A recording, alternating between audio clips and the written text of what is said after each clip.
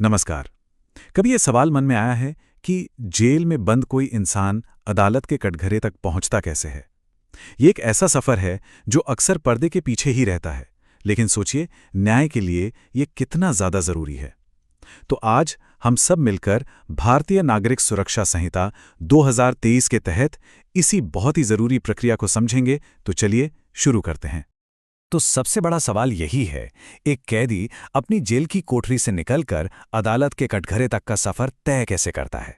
और देखिए, ये सिर्फ किसी को गाड़ी में बिठाकर ले जाने जैसा नहीं है। नहीं, ये तो एक बहुत ही सदैव एक कानूनी डांस की तरह है, जहां हर एक कदम की अपनी अहमियत है। और इस पूरे सफर का जो रोड मैप है ना, वो हमें मिलता है भारतीय नागरिक सुरक्षा संहिता की धारा 305 में।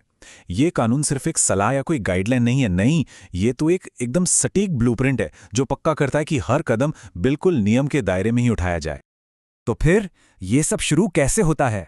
इसकी शुरुआत होती है बस एक चिंगारी से, और वो चिंगारी है अदालत से आया एक दमदार आदेश। देखिए, ये कोई मामूली कागज का टुकड़ा नहीं होता। ये एक ऐसा आदेश है जिसमें कानून की पूरी ताकत होती है। एक ऐसा आदेश जो पूरे के पूरे सिस्टम को एकदम से हरकत में ले आता है। अब जरा कानून की भाषा पर गौर करते हैं। यहां लिखा है विधिवत प्रति हस्ताक्षरित आदेश की सुपुर्दगी पर। सुनने में थोड़ा भारी लगता है ना, पर इसका मतलब बहुत सीधा सा है कि जैसे ही वो ऑफिशियल साइंड ऑर्डर जेल अधिकारियों के हाथ में आता है, बस समझ लीजिए एक्शन शुरू हो गया। और एक बात बिल्कुल साफ कर लेनी चाहिए, ये कोई रिक्वेस्ट नहीं है, ये एक हुक्म है। जब अदालत कुछ कहती है तो पूरे सिस्टम को उसे मानना ही पड़ता है, कोई और ऑप्शन नहीं है। जैसे ही वो आदेश जेल की दहलीज पर पहुंचता है, एक बहुत जरूरी हैंड ऑफ होता है। यानी जिम्मेदारी अब शिफ्ट हो जाती है जेल के इंचार्ज ऑफिसर पर, और उनकी भूमिका यहां इतनी जरूरी है कि उसमें कोई ढील नहीं दी जा सकती। अदालत ने अपना काम कर दिया, ऑर्डर भेज दिया। अब गेंद पूरी तरह से जेल अधिकारी के पाले में है। अब ये उनकी कानूनी जिम्मेदारी बन जाती है कि वो ये पक्का करें कि कैदी अपनी तारीख पर अदालत में मौजूद हो। तो इस अधिकारी की चेकलिस्ट में क्या क्या शामिल होता है? सबसे पहले तो ऑफिशियल ऑर्डर को रिसीव करना, फिर कैदी को अदालत तक ले जाना और ये पक्का करना कि वो वक्त पर पहुंचे। और सबसे जरूरी बात, हर पल कैदी को अपनी कस्टडी में रखना, तब तक जब तक कि अदालत उन्हें वापस जेल ले जाने की हरी झंडी ना दे दे। और कानून इस मामले में बिल्कुल साफ है। वो ये नहीं कहता कि अधिकारी ले जा सकता है या उसे ले जाना चाहिए। नहीं, कानून कहता है कि अधिकारी उसे ले जाएगा। मतलब ये एक सीधा सीधा आदेश है, कोई सुझाव नहीं। अधिकारी को कैदी को अदालत में पेश करना ही होगा, इसमें कोई अगर मगर नहीं चलता। चलिए, अब ये सफर हमें अदालत तक ले आया है, और यहां पर एक बहुत ही जरूरी कानूनी कॉन्सेप्ट हमारे सामने आता है, और वो है हिरासत, जिसे हम कस्टोडी भी कहते हैं। तो इस सिचुएशन में कस्टडी का आखिर मतलब क्या है?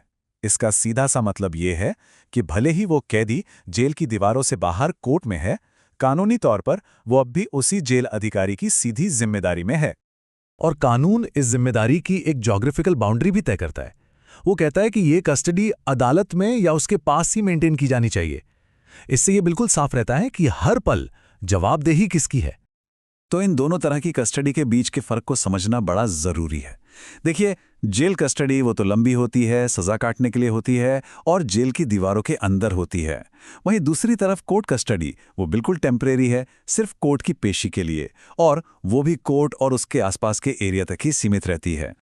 और ये टेम्परेरी कस्टडी की सिचुएशन ठीक उस पल तक बनी रहती है जब तक कि कोर्ट खुद ऑफिशियली ये ना कह दे कि अब इसे जेल वापस ले जाया जा सकता है।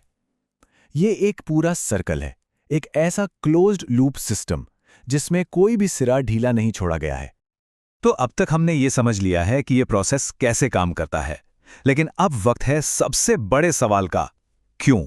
आखिर इन सब नियमों का मतलब क्या है? ये इतने जरूरी क्यों हैं? पहली नज़र में तो ये सब सिर्फ लॉजिस्टिक्स की बात लग सकती है ना? बस एक इंसान को एक जगह से दूसरी जगह ले जाना। लेकिन असल में ये नियम हमारे जस्टिस सिस्टम के लिए बहुत गहरे मायने रखता है। ये नियम हमारे लीगल सिस्टम के कई पिलर्स को सहारा देता है। सबसे पहले तो ये अदालत के अधिकार को बनाए रखता है। ये सुनिश्चित करता है कि एक कैदी को अपने ही ट्रायल में हिस्सा लेने का मौका मिले, जो कि एक फेयर ट्रायल के लिए बहुत जरूरी है। और साथ ही ये कस्टडी की एक ऐसी अटूट चेन की गारंटी देता है जिससे सुरक्षा को लेकर कोई सवाल ना उठे। तो इसे इस तरह से भी सोच सकते हैं कि धारा 305 सिर्फ कुछ नियमों की किताब नहीं है। ये तो जेल सिस्टम को जुडिशियल प्रोसेस से जोड़ने वाली रीढ़ की हड्डी है, और अगर ये रीढ़ की हड्डी ना हो तो न्याय का पूरा ढांचा ही चरमरा जाएगा। आखिर में धारा 305 हमें एक बहुत बड़ी बात याद दिलाती है। ये बताती है कि न्याय सिर्फ बड़े बड़े फैसलों में ही नहीं मिलता। असली न्याय तो उन छोटी छोटी और सावधानी से बनाई गई प्रक्रियाओं में छिपा होता है, जो हर रोज अपना काम करती हैं और ये पक्का करती हैं कि सिस्टम सबके लिए फेयर हो और जवाबदेह हो।